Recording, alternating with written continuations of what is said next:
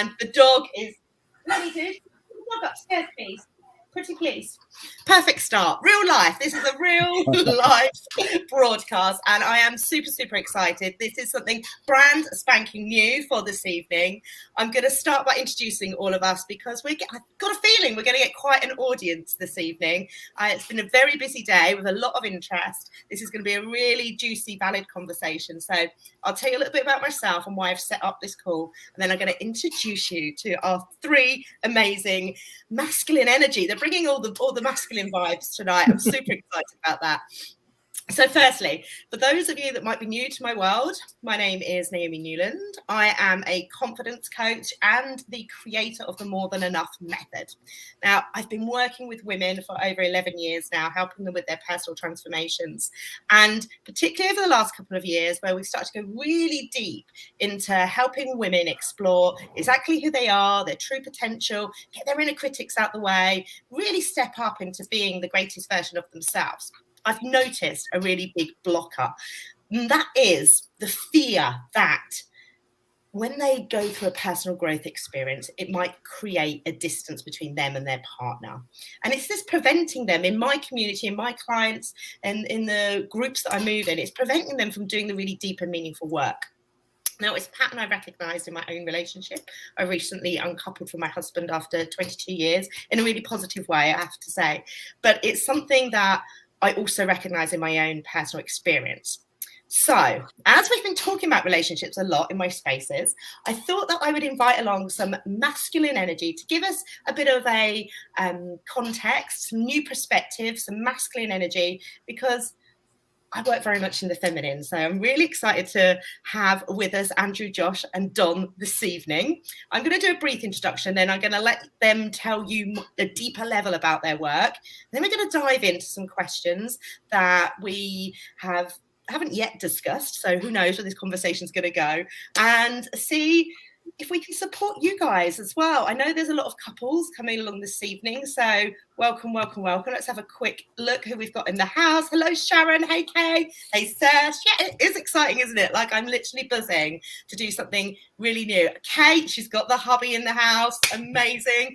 So let me introduce you our panel this evening, and then we're going to dive in. Please feel free to ask questions in the comments, but we're going to have an official question and answer session at the end. We're going to try and keep it to an hour, but if we get really into flow and get really stuck in, then we'll just go with it. So, my loves, Andrew, welcome, Andrew. Now, Andrew is a midlife coach, a transformational coach, and he's got a very personal story, which he may or may not touch on this evening, but I do recommend checking out his website. His wife and he have a really beautiful video on there that I found really touching when I was researching some of Andrew's work. So maybe he can drop a link and direct us to that, because I think that'd be really helpful for the couples in the house tonight. So Andrew's really well qualified in psychology. He's got a big corporate advertising background, and I'm sure he'll tell us more specifically about his work as well this evening. So I'm excited. Welcome, Andrew. Thank you very much. Hey, and we have Don in the house also.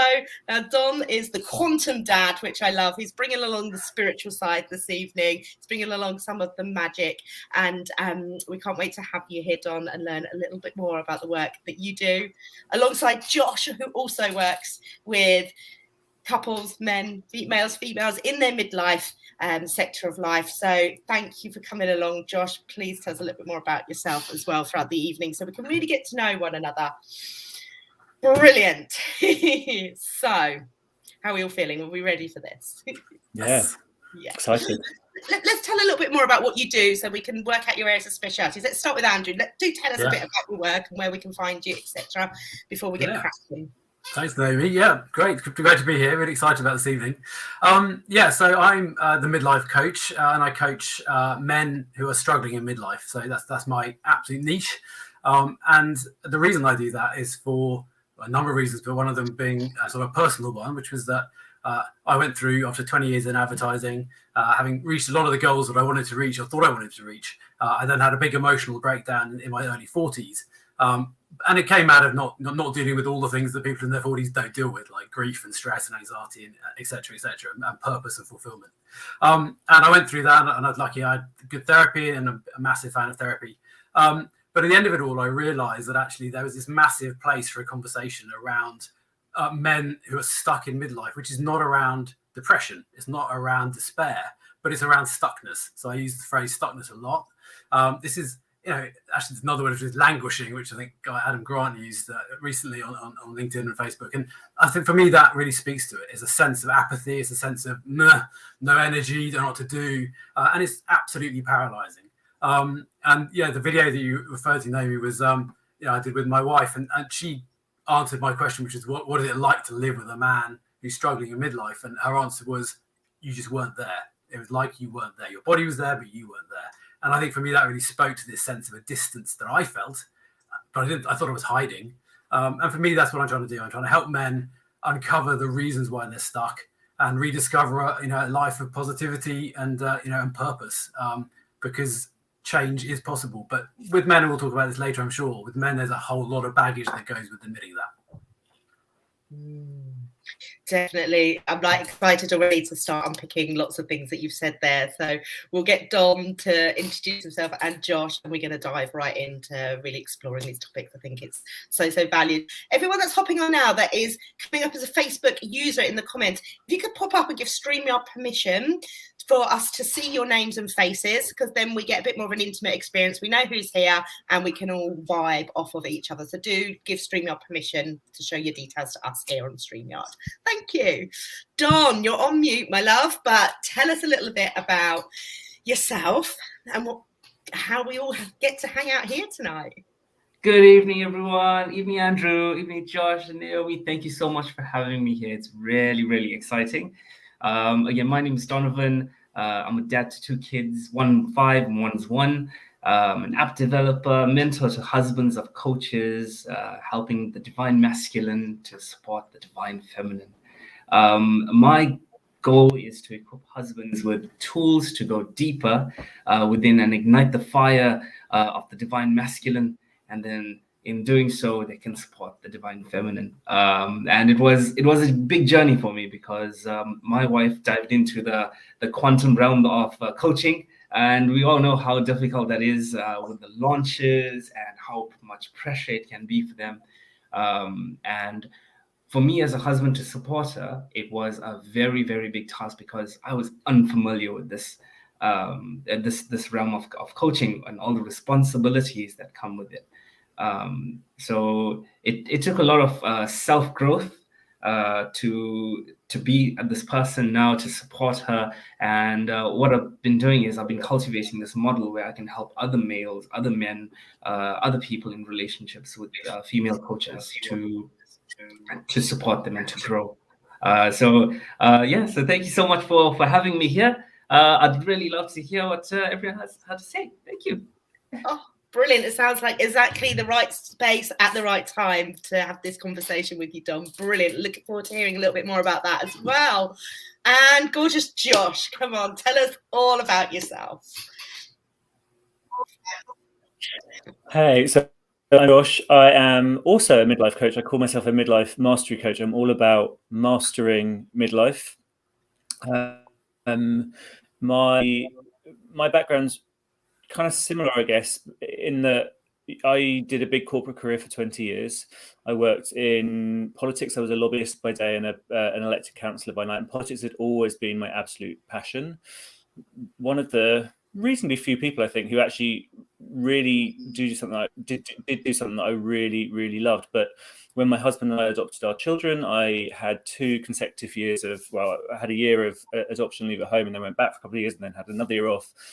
And just that process of changing, of stepping back for work, of my priorities changing, I found myself at that point in midlife where I looked around. I've been reasonably conscious about the decision I'd taken, but I looked around and I just thought, yeah, this isn't how I wanted life to be. This isn't how I thought it would be. And it was a pretty scary kind of realization because I had a lot of identity bound up in my job. I had a lot of my value and validation bound up in it. And as I started to find work, rather than being really passionate about it, actually starting to find it really toxic and really difficult, that then seeped out into everything else, about how I felt about life generally, about how I was showing up in my family, my relationships. And, there was this huge amount of guilt for all the compromises I was making from working in a big job and not being able to be around and show up. And so just this kind of perfect storm of, I know I don't want this, but actually I don't know what I do want, and feeling, as I said, like really stuck, really, really stuck. And, for the first time in my life, really not having an answer, going from like feeling like I knew how to do stuff to not having an answer. And I was sat on a plane one night, coming back from Hong Kong, and my husband and our eldest daughter were next to me.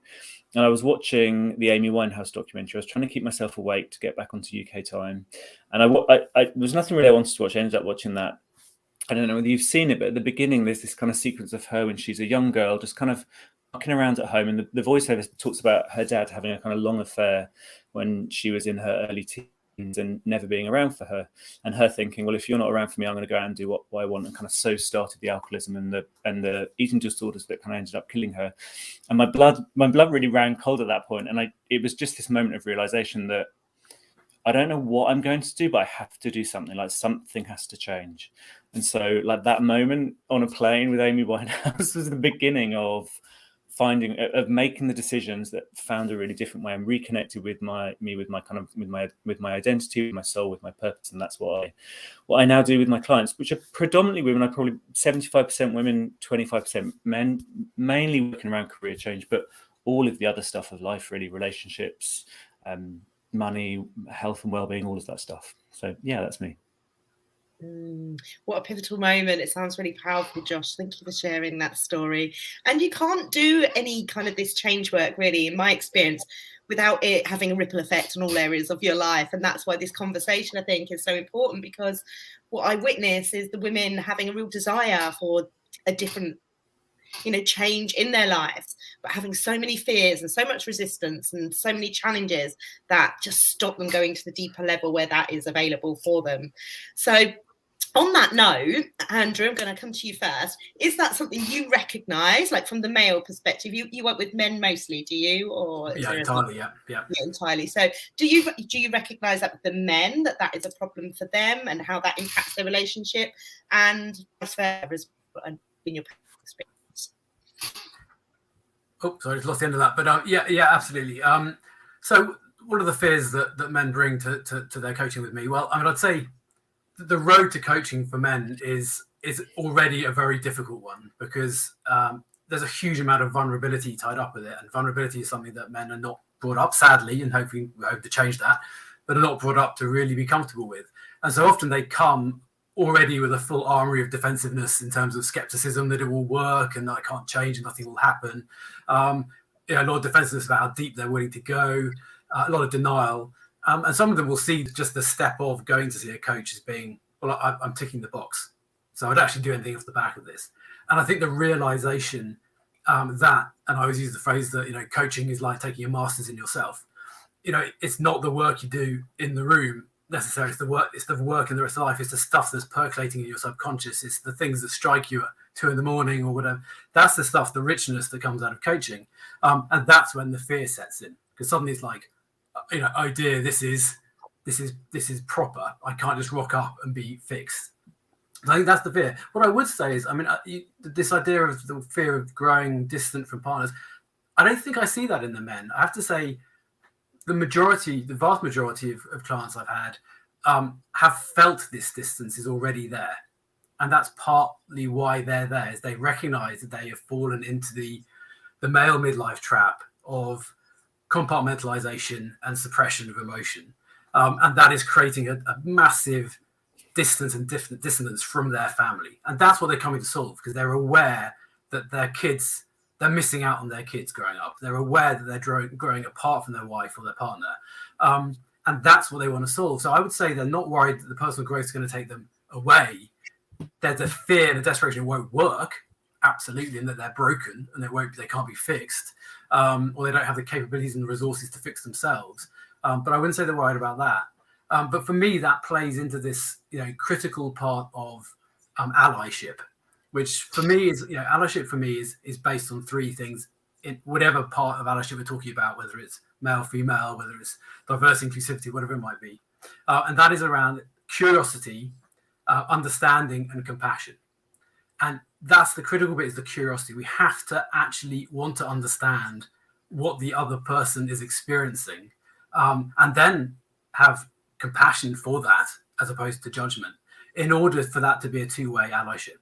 And for me, one of the things I'm absolutely passionate about is better understanding of what the male midlife experience is. And if I could briefly just talk about that, it's, for me, the critical thing is to get away with the myth of the midlife crisis. So the midlife crisis is a self-perpetuating myth.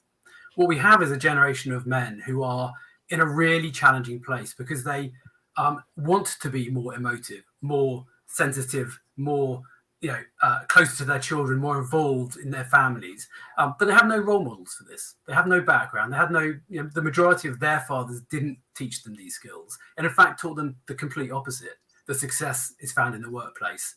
That man up, boys don't cry, all of those phrases we know so well, and so they don't have the capabilities, the knowledge, and certainly the confidence to face into those feelings. And then surrounded by that, we have a societal view that the male midlife crisis is a joke.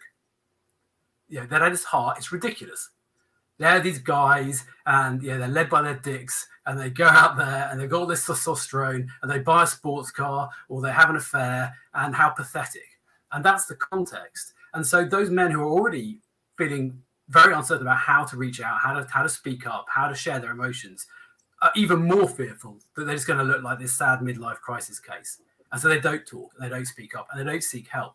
And for me, that comes across a lot with my new clients. I'd say that when I think about my discovery calls, the number of discovery calls that don't convert because the person is worried about how they're going to be judged for seeing a coach, not a therapist. I've been in therapy. I'm fully aware of the stigmas around therapy, but this is seeing a coach. And even my successful clients, when I say, would you like to do a testimonial? They don't want their name on it because no one knows I'm seeing a coach. And that, I think you have to understand that is the context of what these men are dealing with. And so that compassion has to go both ways. And that's the big challenge. And I totally appreciate that, a lot of those men, that you don't get past the distance. You don't get past the block, the compartmentalization, the suppression of emotion. But that's what's happening inside. So, it's a really challenging space. Yeah, that's a really exciting and different perspective as well. So thank you for sharing that. I hear a lot about the stigma, and like being able to hear and feel into that from a male perspective, I think is really valuable for all of us here. Thank you, Andrew. We're going to dive much deeper into it all. Dom, what would you like to add to that conversation around men's personal growth versus women, and what do you see in your clients and community? From my perspective, from my experience as well, every relationship is based on 4 very strong pillars. The first one is being kind, and kindness is a very difficult thing to have in a relationship, especially when the person who you're in a relationship with is so being busy with their coaching, and they're not sure how to communicate with you because there's other things going in the background. And the things with the 4 pillars being kindness, trust, communication, and intimacy, it's very difficult to find the time to be with that person in that space. So when you get that communication levels right with your partner, when you really say what you really, really want to say from within, things start to change. The honesty between each other is really, really important. One of the things that my wife and I experienced when she first started coaching was she was constantly speaking to me with a lot of how would I put this? She's constantly communicating with me in the space of anxiety and stress, and it wasn't because of us. It wasn't a relationship problem. It was due to her job, and because she couldn't communicate with me correctly, because I couldn't communicate correctly, things just started to fall apart. And there was one day where we just sat next to each other thinking, what on earth is going on in this relationship? We don't know what. We just sat there, and we were best friends from high school. And she just started crying. She just let it out. And I started crying. I haven't cried in years. Like the last time I cried was when my dad passed away, and we just broke down. About a few minutes later, we came to and we sat there and we just spoke to each other from the heart. And by speaking from the heart, by speaking with truth and true honesty, our throat chakras opened. We spoke to each other, and from that honesty, our love started to grow even more. And from that point on, we learned about quantum flow. We learned about going into the deeper levels of the fibers of our being. And we decided to share with each other every single opportunity we've got. We decided to share with each other. And from that space, she started to grow. From that space, I started to grow. But it all started with that communication. And I totally agree with Andrew. Communication is very, very important in a relationship. Absolutely. And from that space, honesty, the true honesty, the love shall grow. Definitely. Oh, thank you, Dom. I love those 4 pillars. I've written them down: kindness, trust, intimacy, and communication. I think that hits the nail on the head, doesn't it, of things to focus upon in order to help your relationships come together rather than grow apart. So thank you for that perspective, Dom. I love the quantum and the chakras being introduced as well, because the whole energy thing is totally my world. So, Josh, what would you like to add? How can we go a bit deeper on this? Where to start? Lots of stuff has come up from that. I think one of the things I often see, actually often with the women that I work with, is one of the things that stops them working with a coach is a real fear that once they open the Pandora's box, what's going to happen. So there's a real fear that if I start down this route, not only am I going to give up my job, but I'm going to leave my husband. I'm going to leave, and this real fear that I've just been holding it together. I've been holding it together so long that if I let the tiniest crack out, I'm going to fall apart. Life's going to fall apart. Actually, that rarely happens. In fact, I've never seen that happen. But that sense of that fear, and so that is difficult because everyone in the relationship picks that up. So there's definitely this kind of there's this reticence in a relationship as a couple for either one to move into that space. And so I think kind of acknowledging that there is a real kind of leap of faith moving into coaching or kind of work on the self, that there is a risk. And actually what I find all the time is once you start kind of getting back in touch with yourself, your kind of transformation in terms of how much happier you are actually kind of then has the knock-on impact on all those other things. Sometimes you're empowered to make decisions that serve you in a different way and to leave relationships, whatever. But I always say to people, like, even if this stuff comes up, like, it's still going to be your choice. It's still going to be at your own pace. And that is a really important thing. The other thing for me is there was a comment just now about how badly men are served as well by the patriarchy. Men are really not served well in terms of how we're taught to deal with and particularly talk about our emotions. We're just not. It's not something that is really taught to us. It's not a permission that we're given. There's a great book by a guy called Lewis Howes called The Mask of Masculinity, which is about the different kind of roles that men are allowed to play. There's the provider, the aggressor, the joker, the sexual predator. Those are the things that men are allowed to do. And he says in that book, and I've heard him say, when he speaks to a room full of men and women, he'll ask, well, how many of you have talked with friends about your emotions about something personal in the last week?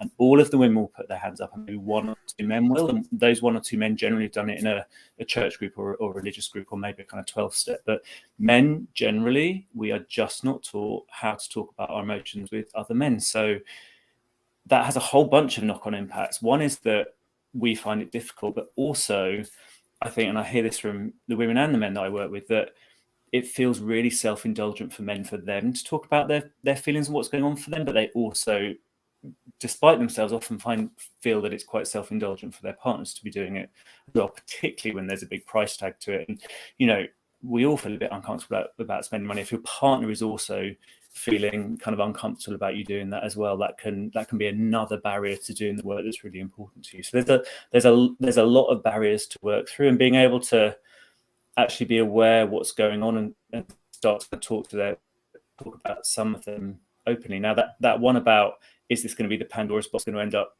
us splitting up, that's a hard one to talk about. It's not a conversation most people are going to start off with, but just of the fact that that's the kind of stuff that's going on, I think is useful in this context of kind of going on this journey together, of starting to talk about stuff. Yeah, definitely. And I hope this conversation is going to trigger off many conversations at home this evening as well, and that we can encourage very gently and lovingly couples to start being more present with their emotions, being more honest, being more vulnerable, because it is a skill that when we can master it as adults, those of us that are parents, we get to pass that on. We role model how to have these compassionate, communicative relationships as well. So I can see some amazing comments. I'm just going to have a quick squiz through the comments. I'm going to introduce the next question, but when I'm looking over there, it's just because I'm going to highlight some of the comments that are coming up as well. But I wonder whether in our audience here this evening, I wonder whether any of the men have even considered coaching for themselves yet, and maybe they're witnessing their females going, their partners, or whatever kind of relationships they're in. I'm using the very general terms because that's the way that I've worked thus far. But I wonder if one partner is doing the work and the other one is feeling that left behindness or that growth away from, what kind of practical tips and tools could you give a beginner as such to be able to support their partner's personal growth? What's the starting point? How do you start these conversations?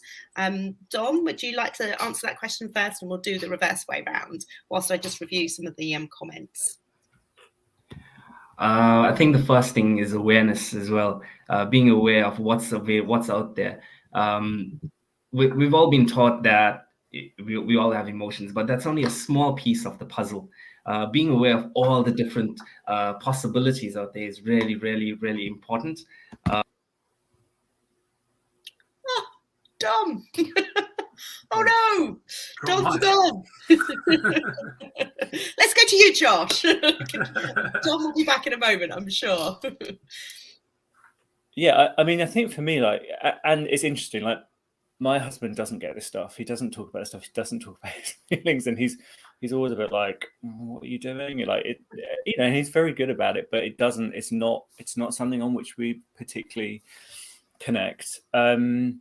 And so there's definitely a tendency for me to not talk to him about it, to be like, well, he doesn't understand it, doesn't get it. So I make myself talk to him about it, because otherwise that separation gets bigger and bigger. So I do make sure that actually, despite the fact that we're not necessarily totally aligned on that, I am making sure that I'm explaining it, that I'm including it and including him. And also that one of the really important things in a relationship, I think, is responding to each other's bids. So when someone bids for your attention, your interest, when someone starts a little conversation about whatever it is, that you're open to responding to that, whether or not it's something that you're particularly interested in. We had a long conversation today about tax. He works in tax. But, I knew that wasn't really about a conversation about tax. That was a conversation about us connecting about something. And so that kind of that flow backwards and forwards of someone makes a bid for your time, your attention, your focus, and being able to kind of tune into what that's really about, rather than tax or meditation or whatever it might be, and just being open to that flow, I think would be one of my kind of tips on that, really. Oh, thank you, Josh. Thank you. I think that's really valid, isn't it? That recognizing that probably the subject matter isn't always the root of the desire to get the connection that we all have this human need for, is to be validated, is to be seen and to be heard, and being able to give your partner that time and space and validation, even if we don't understand what it is that they're talking about, but to say, I see you, I hear you, I'm really trying my best to understand, even if I don't. I think that's really valuable as well, just to create the time for the communication as well, isn't it? It's going back to old-fashioned date nights, not to, when we get busy and we're running businesses, and those that have families, it's very easy for that connection time to be the first thing that goes out of the calendar, right? Because we're so busy. So just really ring-fencing that and protecting it. Don, you're back. We lost you for a moment. Hi, I'm so sorry. I'm not sure. There's some kind of weird things happening with my internet. Really, really sorry. Is it okay to continue? Yes, please. So We're sorry hanging about on the that. edge of our seats for you. Okay, so would you be able to repeat the question? I'm not sure what happened with the internet.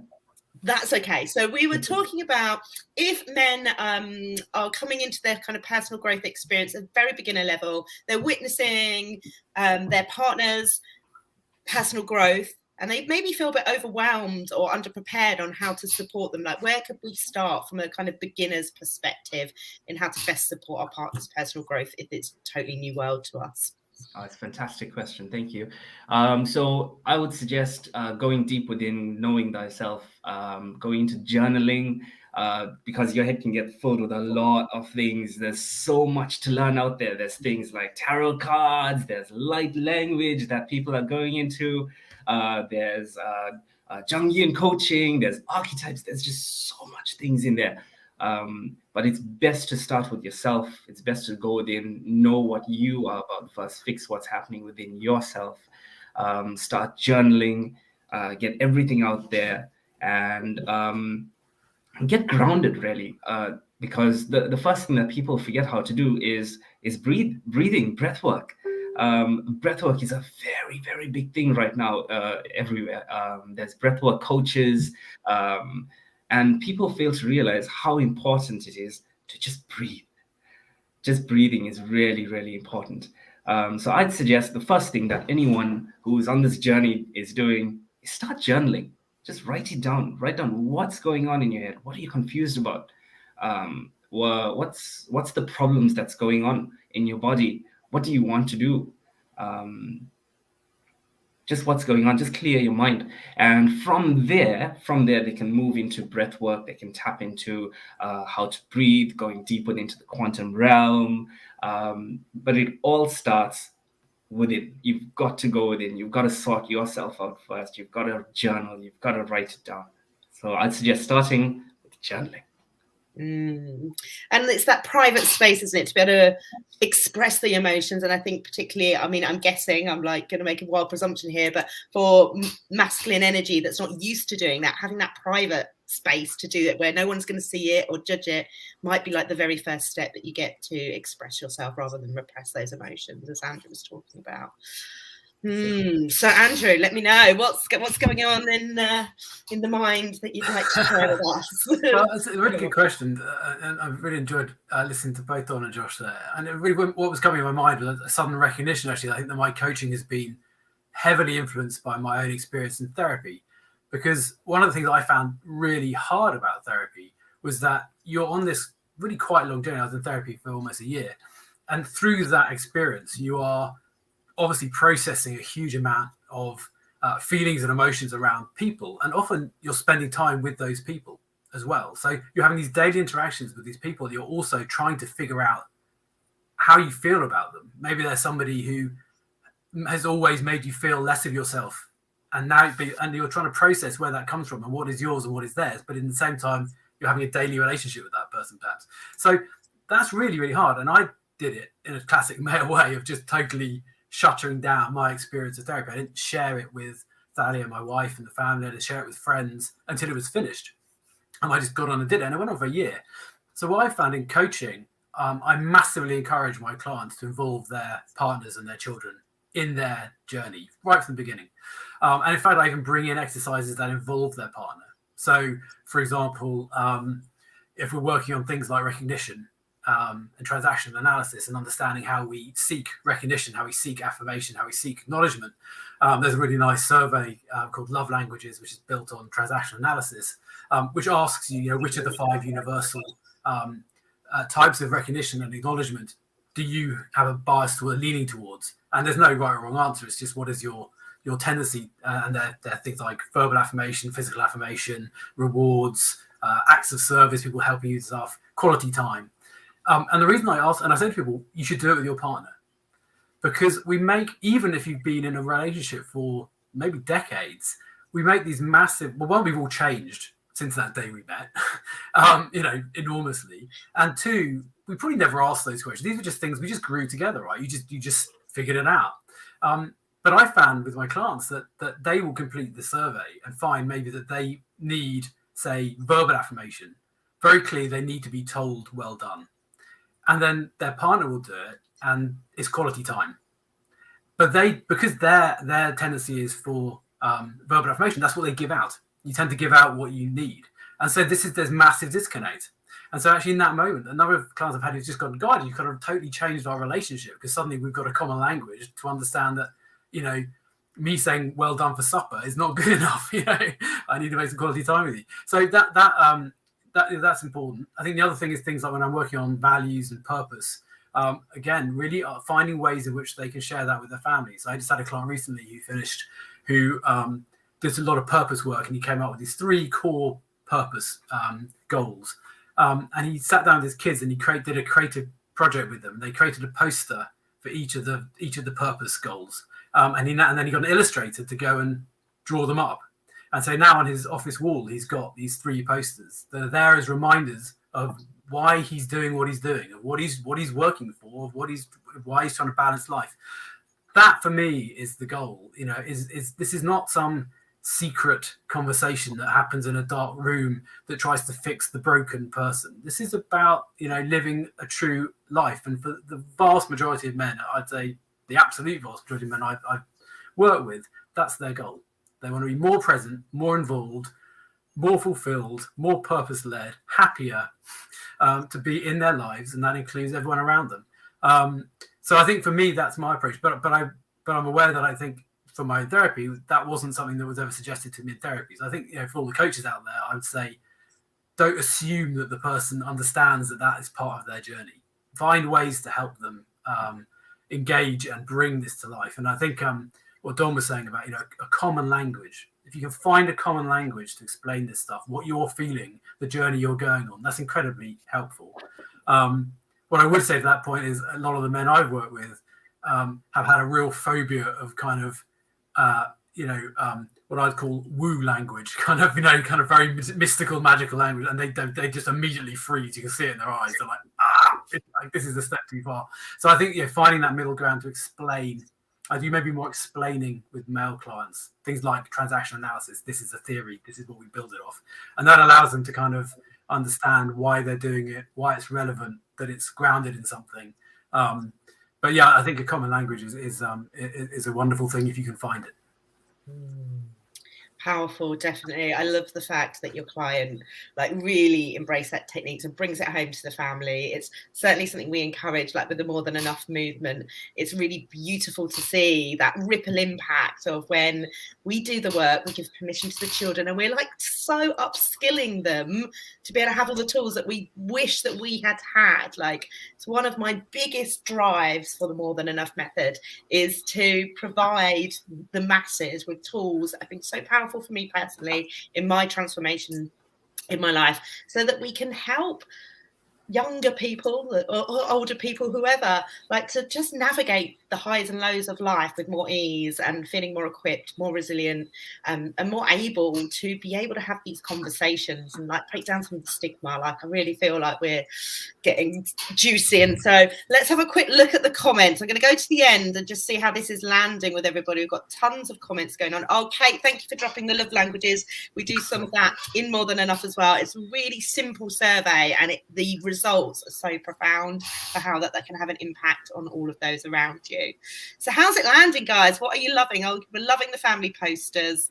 Love language quiz is great. The stigma around mental health. Let's have a look at Kate's here. Mental health feelings has been driven into all of us. It's so sad. Ross put an honest post out at Christmas, and happy to see he had a few responses from friends, but there's still not enough support.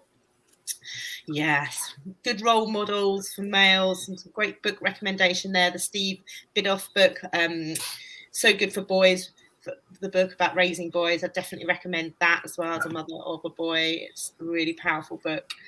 Oh gosh, yeah, all the boxes we get put in. Sharon, the classic book, Men Are From Mars and Women Are From Venus. How do we feel? I don't know if anyone's read that book. How do we feel about it? I feel like it's a little directive, probably is the worst word, and I think we all work in a continuum rather than being put in these two boxes. Is anyone else familiar with that book? And relate to anything that drives the semantic polarity further, the idea that we're on these extremes of behavior and type, I think is just personally makes my blood boil, because I think I spent my entire life feeling different from the men around me and not feeling like I was accepted and I needed to be different and more. And it's only through adulthood and through a lot of self-worth work that I've realised my own values. And but I think it's so dangerous with children. We have to impart to them that they have a uniqueness that is not defined by a polarity. They don't have to fit something. And I think the wonderful thing is, I think they have this massive opportunity. Things around gender. I mean, I'm amazed and thrilled when I see my kids at school, my kids at primary school. That gender is fluid. It is allowed to be fluid there. They have boys who come to school in dresses, and there's no comment about it. The kids are absolutely accepting of it, and we forget that we are not born with a sense of polarity. We're not born with a sense of difference. That is all implanted on us through upbringing and society. And we've got this massive opportunity as parents of this generation to create a complete change in the perception of what gender means. Which is just a phenomenal opportunity. If we can live up to it. Yeah, it's no easy task, because that conditioning runs deep, right? We've all got these decades of bias that has been so infiltrated that without our permission, we've been brainwashed without permission. It always makes me laugh. I'm a hypnotherapist as well. And people say to me, I don't want to be brainwashed. I'm like, you're being brainwashed every single day. Why not take control of what you're being brainwashed by, guys? Like, let's take control of this brainwashing. And so something I talk about quite a lot is that we're all born with this wall of life, and it's everybody else's graffiti on it that kind of takes us away from our identity. And I think the work that we're all doing here in this space is to help people reclaim that identity and go back, like scrubbing the graffiti off their wall of life, so they can go back to their pureness and who it is that we're born to be. And it's deep, heavy work, guys, because that conditioning is just so powerful, Josh, do you have something to add to where we're going with this conversation? I've lost what the question was, but you can carry on. But I wanted to kind of put a kind of a slightly kind of contradictory note into this, which is about. So we've talked a lot about how couples kind of work together on stuff, how they get closer, how we kind of communicate better. The other thing I do a lot in my coaching with people is also about letting go of the expectations of our partners, because we all have this very long unwritten rule book about how we expect our partners to behave. We're often not actually that clear on it ourselves, and we certainly haven't said it out for our partners, but it's there and it's really long. And every time they fall foul of this unwritten rule book, every time they don't meet a rule, we get a bit resentful about it. And so many of those rules are utterly unnecessary. And actually, they're rules about how they behave, and they're rules also about how they're supposed to make us feel. You must make me feel attractive. You must make me feel loved. I mean, actually, our partners can't do any of those things. Those things are within us. Those things are about how we think about the world. Our thoughts come from how we think, right? So we're expecting so much of our partners. And when we put on them as well the ability to feel comfortable in this self-exploration, I mean, that's a pretty big ask of our partners, I think. So being able to kind of get conscious on actually what are our expectations of our partners and how reasonable are those, and really let them, set them free to kind of be who they're going to be. Trying to control how someone else lives their life is a recipe for, one, them getting pretty annoyed with you, and two, you getting pretty annoyed with them. It's so being able to say, look, you're going to live your life as you're going to live it. That is a given, whatever. And I'm going to just, I'm going to respond to that in my way, and I'm going to love you regardless. Now, you have to put boundaries in that. There's a behavior that you might find unacceptable, but actually being able to kind of set your partner free to behave as they're going to behave, to live as they're going to live, and you decide whether or not that works for you or not, is for me like one of the secrets to a really happy relationship where you can both grow. The more you're trying to hug each other close and control how you kind of both act and react, the harder life gets. And actually, I think that's partly why midlife becomes so difficult, because you've maybe had 10 years of a relationship, and those rules and the number of times you've broken the rules they get longer and longer and longer. So every time there's a slight transgression of the rule, it's not just that transgression, but it's the 20 other times they didn't stack the dishwasher right, 20 other times they didn't put it. Yeah.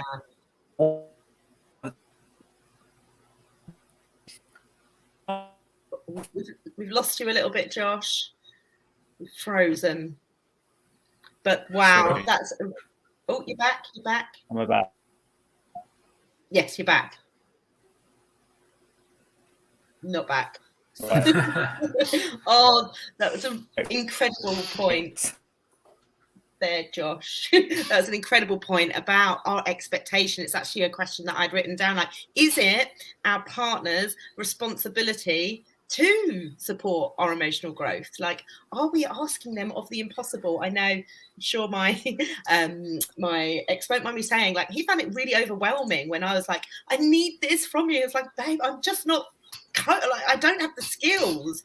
And that's why I started investing in working in coaching circles, to get the support from people who were qualified and able to support me emotionally, because it was just too much for him. He was like out of his depth with what I was asking of him. So I love that point, Josh. Thank you. If you can hear me, if you're still there, thank you for raising that.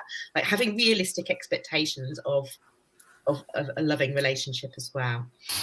I think, so just to jump in there, I was going to say, I think it's also does depend on what the intent is, be it a subconscious or conscious intent. If it's about not taking the authority over your own life and somehow delegating that authority to your partner, then clearly that is not right. There's a problem there. It's not their job to tell you it's okay. And I think Josh's point was absolutely beautifully articulated. I guess on the flip side, I'd come back to this word of compassion, which is you don't have to understand the minutiae of the experience of your partner to still be supportive and compassionate and understanding. There is a difference. I think it's, again, we get into this kind of, either or situation. And it's not that. What we're saying is that a partner, needs to open themselves up to the fact that you are going through stuff. And for me, that's an okay thing to ask, to say, I'm going through things, bear with me. If it's just delegating the authority to say, well, again, you just need to react to that, then I agree, then that's just projecting out your own anxieties onto your partner. But there's a middle ground. I think it's okay to have compassion for each other. Of course, definitely. One of Don's key pillars right at the start, wasn't it? And it's having an awareness that our partners have probably got wounds that are being triggered and having emotional arousals around our arousal as well. So really valid. Thank you, Andrew. Thank you. Like, I'm nodding away here, like a nodding. Yes, this is also valid. Don, what would you like to add? Really, really, really liked what Josh said. Sid said he's disappeared. I'm not sure where he's gone. He's back. Here, Josh. You're back. So Josh mentioned something about trust. He mentioned that trust is a really, really important thing when it comes to helping the divine feminine, when it comes to helping female coaches. My wife she's a mom to two. So when it came to coaching, it was a lot. I'm sure you know, Naomi, I think you've got 3 kids. I think it is. It's 3. So taking care of kids, coaching, having that responsibility, it's a lot. And putting that trust in your other half is a big responsibility as well, knowing that they're going to be there for you. It's a really, really big responsibility.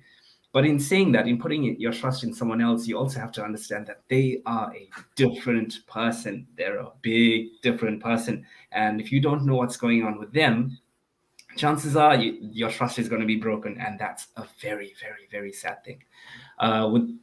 With trust, it comes down to your personality, and your personality is down to your personal reality. All that has been shaped by everything that's happened before. Your entire past has shaped your personality. And if you put your trust in someone and they break it, it won't be very good. So when it comes to coaching, when it comes to putting all that responsibility on someone as well, it's really, really important that communication is there, that you're saying, look, this is what I need. Please, can you show me how to do this? Or this is what I need. Can you do this for me? It's communication, it's trust, it's the love, it's the kindness. The one thing that I'd really like to add is that when people communicate, it's you've got to communicate in a kind way. Kindness is the one thing that will lead to a beautiful relationship. And by doing that, by communicating kindness in a kind way, by communicating in that way, you'll build a much better level of trust. It's so important. But yeah, thank you. Oh, Dom, it's beautiful. Yeah, compassionate communication, and it's a real skill, isn't it? Because if we haven't been taught this growing up, like how to communicate our needs and how to listen without jumping in and putting our point of view in, it's that active listening piece as well, which I feel is missing from a lot of people's skill sets as well, being a whole space. So yeah, thank you for taking us down that route, Dom. Josh, you're back. I'm back. I've been kicking the router. Hopefully it will work. You were in full flow. Do you remember where you were at and where the thread that you'd like to continue with? No, because I carried on and thought I'd finished, so I've no idea. I think Andrew carried on for you, so I think we nailed the point there. So I can see like the comments are like full on here. Can you guys see the comments? Yeah. So we've got some great questions, I feel, coming up now. So maybe we open the floor for some question and answers and see where that takes us as well. So we've got Maria here. What if there is no interest or support for growth at all from your partner? Andrew, you're nodding up there. That means you get to go first with this one. And I'm nodding because it's my reality. So when I first launched the Midlife Coach for men, I thought my audience was men, right? And that was the obvious thing. I was talking to men, and so I went to LinkedIn and I went to my network of men. And I had some success and it was great, but not as much as I maybe thought I would. And then suddenly I started getting an influx of women coming to me, following me, asking questions. And I thought, what's going on here? And it became very clear that this is exactly the issue, is that, a lot of men are in this place of stuckness. They don't have the skills or the confidence to get out of it or to even to look for the help. There also isn't that much help out there. That's the reality is, to put it in perspective, I didn't have any trouble finding the URL for my website. There wasn't a lot of competition for those words. Whereas women in midlife, there's a huge amount of support. So you don't have to, you don't have to Google very much to find someone near you or someone's right for you. There's choice. With men, there really isn't. And so many men just hit that first obstacle and that's it, or they don't even look at it. And that's why I did the video with my wife. And that was the whole purpose behind that, was to say, okay, well, what is, I was going to ask the question by partners to say, firstly, what are the signs? As far as I can just see, I've just got a miserable partner. He's really angry all the time, really irritable, and I'm fed up with it. What's going on? And then secondly, to say, well, actually, how do I get him to come to you? And the core thing is just you can't make somebody see a coach. You can't make somebody go to therapy. But you can certainly make people aware that the support is there.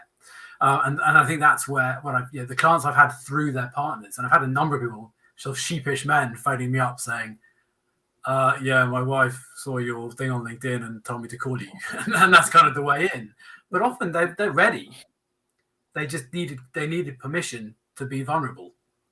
And that's a really, there is no, if there was a secret answer to that, I'd be a very, very busy man. But that's the question is, I think the signs of that your partner is stuck in midlife are irritability, distance. This is what my wife talked about. Absence, lack of engagement, going really quiet on a Sunday evening, before Monday morning starts, spending time at working when they don't seem to be that busy, but seem to be investing in the wrong things. All of those things, anything that's keeping them distant, keeping them separate, keeping them away, and of course that all plays into a fear that they're interested in something else or going off or looking around, or all these things that play into our own vulnerability. So it's a really difficult space. But what I'd say is that there's an awful lot of men out there stuck and struggling with purpose and with happiness and with fulfillment, who need someone to give them permission to go and seek help. And it's not going to come from their friends, because they can sit in the pub with their mates until the cows come home. They're not talking about their feelings, that's for sure. I still remember very clearly sitting in the pub with all my friends that I've known since I was 13, 18 of us in a pub. And I said, I'm in therapy. And there was just absolute silence. Yeah. And then literally the next comment was, did you see the match between, and that was it. And off they went. It was just absolutely no one had the capability. But after that, independently, 2 or 3 of them came and talked to me. So, yeah, it is about making it visible, and that's what I'm trying to do, as much stuff as I can in this thing and on LinkedIn and Facebook, making those sources of help available. And you hope that the moment comes when your partner thinks, yeah, I need some help.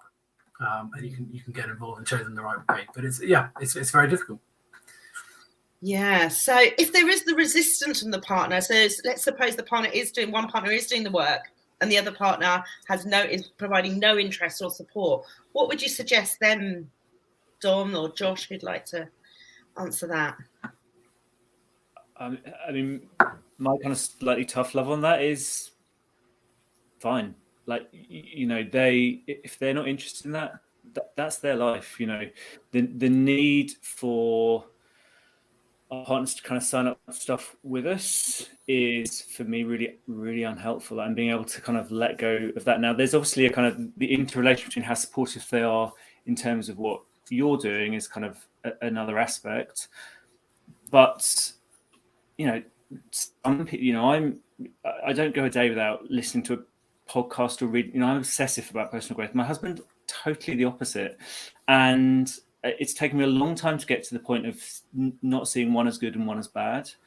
But there is no need for personal growth. He has reached the point that I'm desperately trying to get to with my growth. He's just happy, and that's okay. Now, there might be things that I wish he would focus on in order that he changes and does something different. But that's my expectation of how I want him to be living his life. So the ability to say, okay, well, you live your life as you want now. If there are bits of that really, really, really don't work for me, then I have to make a decision about what I do about that. The boundary is, for me, I do.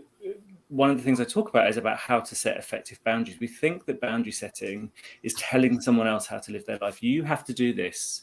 You must do that. Actually, an effective boundary is saying, look, this is how I want to live my life. This is how I want my life experience to be. This is what I would love you to do. If you don't do that, that's fine. You're going to live your life. But I'm going to do this, not as punishment, because that's how I want to live my life. And so the boundary being, I'm going to do something different if this doesn't work in a different way. And then you're set free to kind of do what you want. And you've got to ask yourself, well, how important is this to me? How important is it to me that my partner supports me in this? If it's that important, if they don't, I'm going to walk away. Then there's your decision. If it's not that important, then let go of it, is my view. If it's really not so important that it's not a make or break issue, then let go of it, and you both get to be happy living your lives. Fair point, Josh. Fair point. Thanks for the tough love.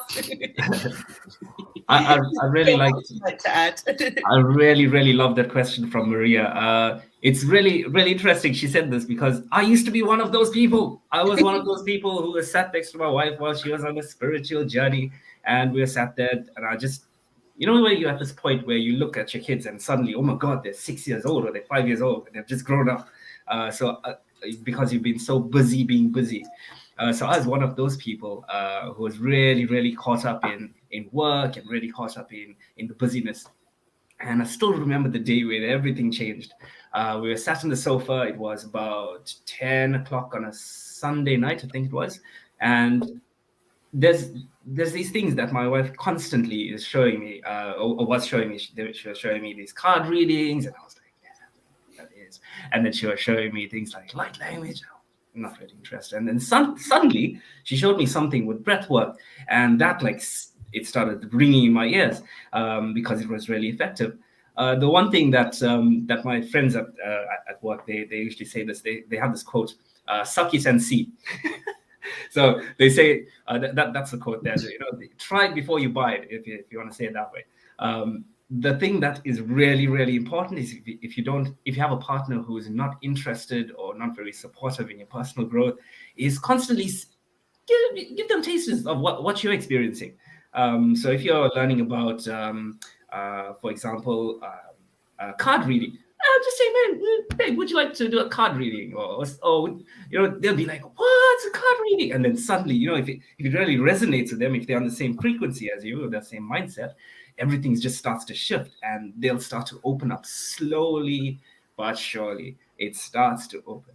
Okay, everything will always open, as long as you try before you buy. Love it, Dom. Try before you buy. Suck it and see. What's coming up for me, Maria, as well here is like, what do we make these concepts mean? So the fact that he's not interested or supported in your mind, like, what story are you telling yourself about that? What are you making that mean? Like, and have you actually had that conversation? Because perhaps he is really interested, but just doesn't know how to communicate it as well. So it's all the grey areas in between.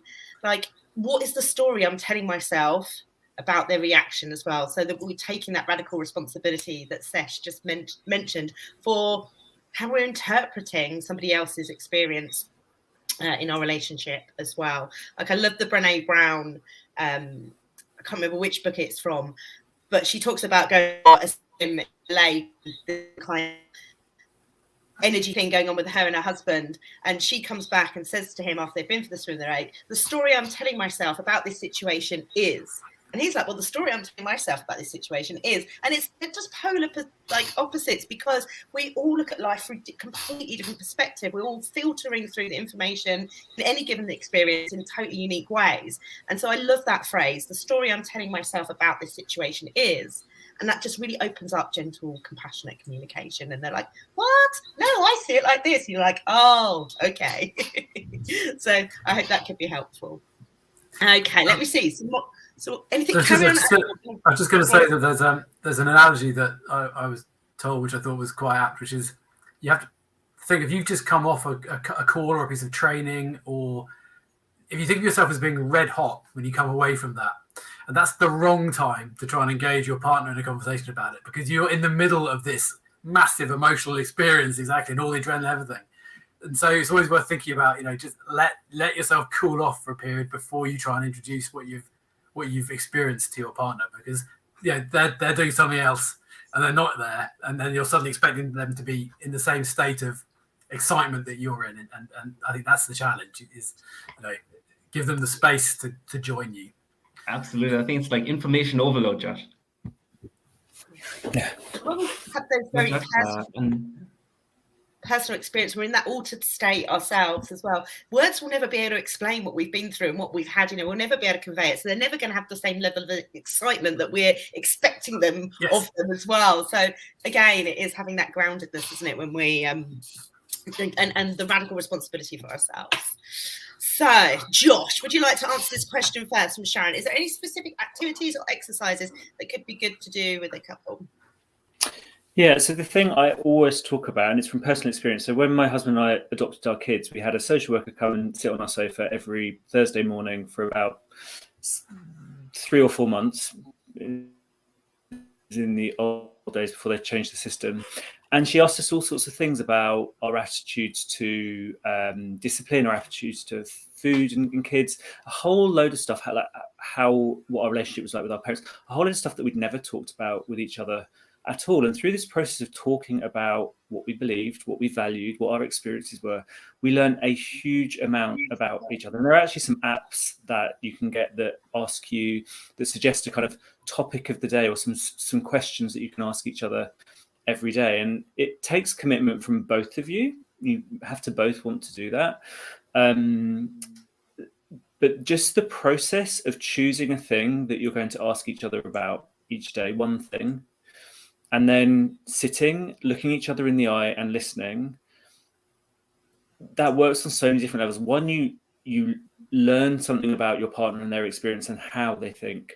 But two, there's something really, really powerful in just stopping and looking them in the eye, because most of us are so busy living our lives that we actually don't do that very much. We, a couple of years ago, when our kids were really struggling, did this kind of online parenting course, and one of the things that was recommended was what they called you and me time, where you, preferably morning and evening, you spend one-to-one time with each child for 5 or 10 minutes.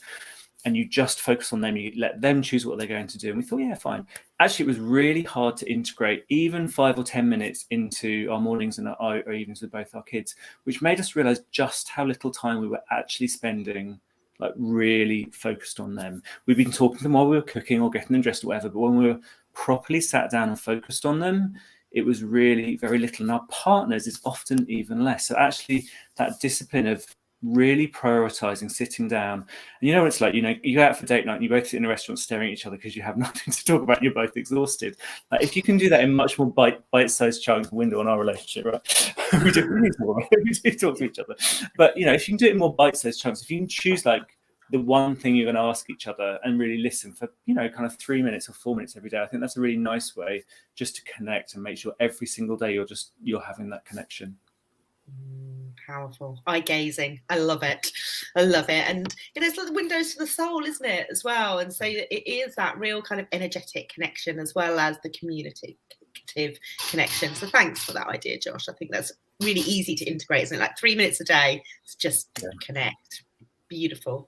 Andrew, would you like to add anything to this topic? I think I've already talked about love languages, and I think I come back to the point about creativity. I think for me, actually finding creative ways of sharing and engaging in what you're doing is a really helpful time to do it, because actually that's the time that you can sort of brainstorm together in a really, really effective way. One of the other things that I think, interestingly, on the flip side to that kind of frequency thing of doing 3 minutes every day, actually I really like also the kind of doing more sort of longer time periods. So I think we do a thing, my wife and I do a thing where we do journaling, but on an annual basis, which sounds very extreme. Maybe that's the furthest extreme of it, where we kind of encapsulate the year and what we experienced, what our hopes are for the next year. We've done that since we first met each other. And again, it's a way of seeing in longhand where the other person's at. What, as you say, your story, my story. It's absolutely this sense of what are your perceptions of it? Where do you think we are? Where do you think this is? As well as being a sort of a lovely record of time passing and things changing. But so I think I think anything that involves, but that's quite good. We're not doing it together.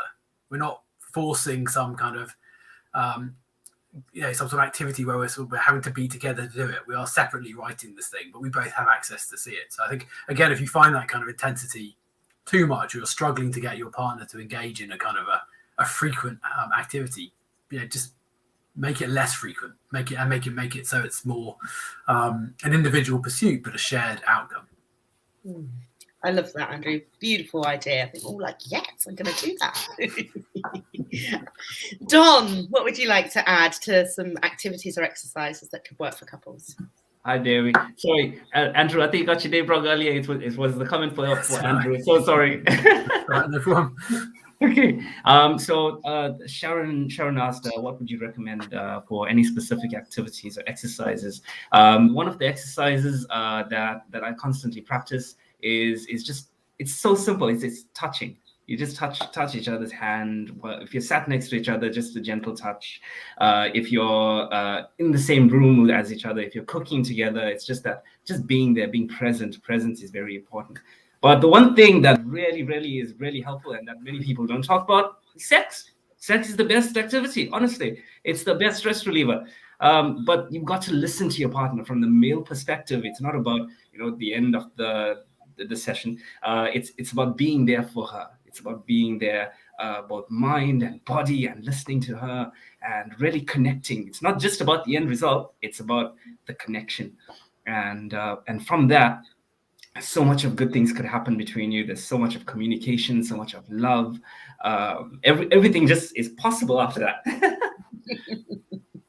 Definitely. I'm championing that approach. Thank you, Dom, for keeping it real, because absolutely that, what greater way to communicate and stay connected and be compassionate with one another. So beautiful. Oh, so maybe one more question. Do we think we've got time for one more question, guys? Let me see what we've got coming up. What have we got here? Questions. I love that you've got your own cards now, Dom. What are your favourite cards? Oh, he's got them there. Which ones are they? I'm a big fan of an oracle card. Okay, I'm not seeing any more specific questions, but if I've missed your question, do pop it on the bottom. This has been like such an inspiring chat, and I feel like we've only scratched the surface. Do you agree? Like there's so much more depth that we could get into this evening. But what I'm going to do is give all of the gentlemen here like a massive gratitude and so much thanks for coming along and sharing their wisdom with all of us. But I'd love for you to also share where we can find out more about you, like how we get to work with you, how do we get to try some of your stuff, how, like, tell us a little bit more about your work, your specialities, the kind of people that you work with, so that we can go deeper with you on an individual level as well. So, Andrew, whilst I search for questions, you can kick off for me. Yeah, sure. Well, in terms of finding me, you can find me on LinkedIn and Facebook under the Midlife Coach. I think actually on Facebook it's Andrew the Midlife Coach. Or my website is midlife-coach.co.uk. And you know, there I tell my story, so it's actually a great place if you want to get if you got a male partner and you want them to at least find out what's out there in terms of support. It's a great place to send them. I've got a couple of videos. I've got the video with my wife on there. I've got my own video on there. I've got a little bit of my backstory, a little bit explaining why I'm there and what I'm all about. So I've heard from clients who've been there that it's helped them kind of understand that coaching is something that might be right for them. And that's what you're looking at, is to try and to break down that first obstacle that says, I don't need coaching, I don't need help, I don't need support, you know. And a lot of, and I think it was referenced earlier, I think it was maybe Josh mentioned earlier, there's that sense of, I'm not worthy of this. You know, there's other people who need coaching or deserve coaching or help more than I do. It's something I hear a lot, that sense of just not being worthy, of not being interesting enough, of not being broken enough to need the help. So I think, you know, I do a lot of content on LinkedIn, more so than I do Facebook, because that's where my audience are. Really trying to break down, you know, the myth of the masculine strength, this traditional sense of coping is strength. I use a lot of my own personal experiences to try and get that across. I'm a massive advocate of men who have been on that journey and you know, experienced these things, talking about it. I think there's nothing more powerful than somebody standing up and saying, you know, I've been in therapy, I had emotional breakdowns, I had suicidal thoughts, I'm here, this is what I've been through, this is what I've experienced. The more we talk about this stuff, the more we make it acceptable, the more we make it something that other people will talk about. And we're beginning to see this. I really do believe that there's the beginnings of a change in masculinity, you know, bit by bit, and that's a massively powerful thing. In terms of working with me, I keep it incredibly simple. I have a 60-day or 8-week program, one-on-one program. It's a combination of a set program in terms of we cover off key bases like values, limiting beliefs, purpose, goals. But within that, I'm very fluid as to what we're discussing. I'm also really clear, and I think, again, men, but I'm sure women need to understand the difference between therapy and coaching. And I think I'm, again, very clear, and mentoring, actually. Those are the sort of the trilogy, I think, that is misunderstood. Mentoring, coaching, therapy, and understanding that, you know, coaching still will explore the patterns that come out of childhood experiences. We just don't dive into the trauma of them, or if there is trauma present. But absolutely, we're so formed by our childhoods. You know, and I kick off with that stuff. And I find that actually the number of men who go, God, I never put this together. You know, I have a question which is, complete the sentence. I was the child who ... And the number of people who come out with something that has played out into the rest of their lives. So, you know, it's simple stuff, but I think it can be very powerful. So, yeah, that's where I am, and always very happy to connect with people. Obviously, very happy to do introductory calls in terms of, I do free discovery calls, whatever, that sort of stuff. I'm very happy to email, swap messages with a partner who just wants to find out more. You know, I'm very open to it being the right time for the person. You know, there's you've got to be in the right state of mind and the right desire to want to do this.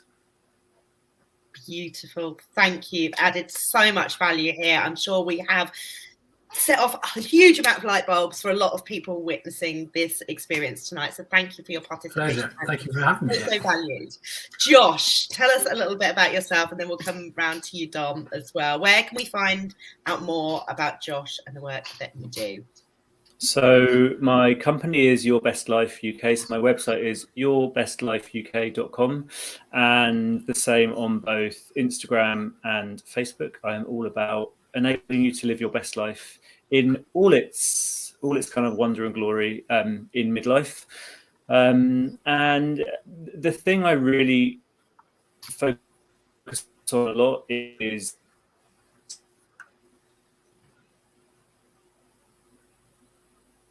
No, Josh, you've broken up. The thing I focus on a lot is ...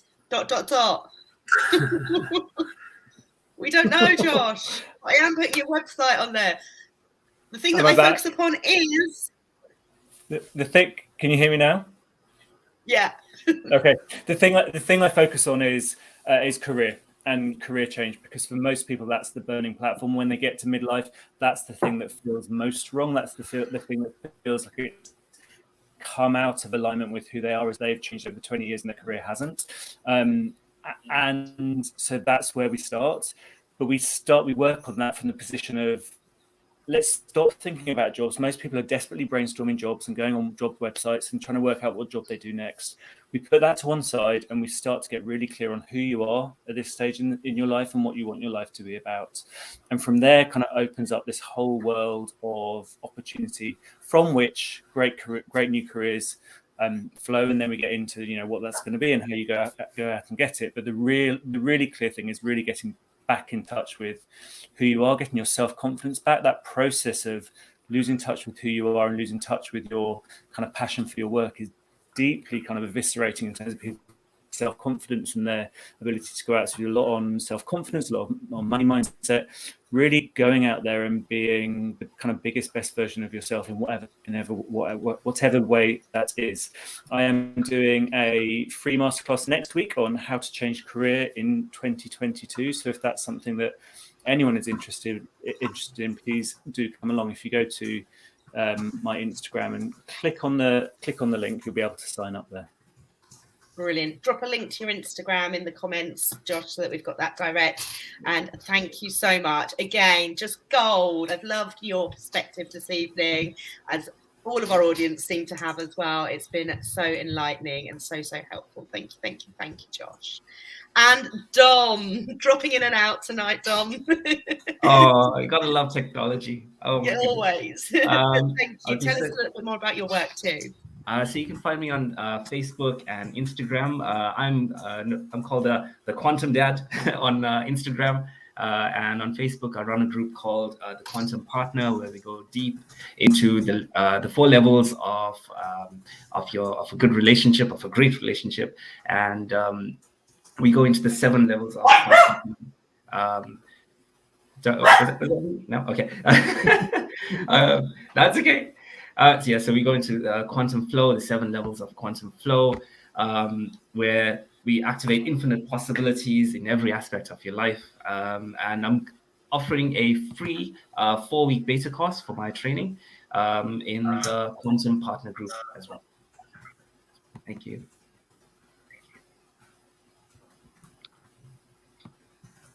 You're on mute, love. You're on mute. Brilliant. I'm back. The dog's barking at something outdoors. No idea what he's barking at. But thank you so much for sharing all of that. Dom, feel free to drop your links in the comments as well, so everyone can directly click on that. It's been a really uplifting, very gorgeous conversation. And it brings me very nicely into announcing that the doors to my 10-week transformational adventure are now fully open. We're on round 5 of More Than Enough, which is a group adventure where I take women through a transformational experience on the level of their consciousness and subconscious, energy and physical forms, using a whole range of therapeutical and coaching techniques to really make lasting, impactful change at the level of their subconscious mind. We focus on the negative narrative. We flip the script and we get you bravely believing that you can achieve anything you set your mind to. The beautiful thing about this particular round of More Than Enough is that we have a massive, given my unraveling my relationship at the end of the year, I wanted to make sure that my community had tools that I wish I'd had 5-10 years ago that could have maybe prevented our disconnection.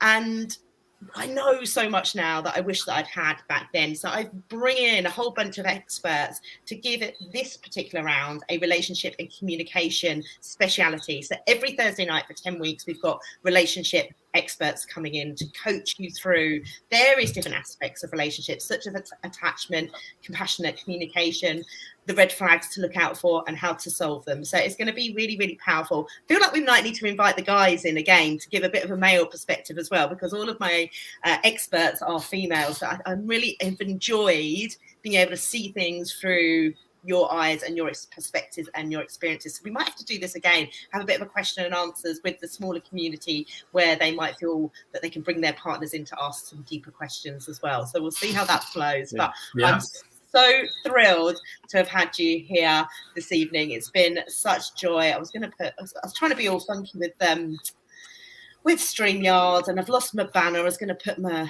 here it is. There it is, just as we're finishing off. Look, that's what you need for round 5. NaomiNewland.com/more than enough. Round 5, join here. If you go to my website, it's actually the banner at the top at the moment. So it's really easy to click. You can find out everything you need to know about that 10-week transformational adventure. But this has been so joyous. I'm like, my heart is full. I feel like we've made a massive impact on a lot of people's lives tonight. So thank you, guys. Let's do it again. Thank you. Thank you. It's been great. Thank you. Absolutely brilliant. I'm thrilled.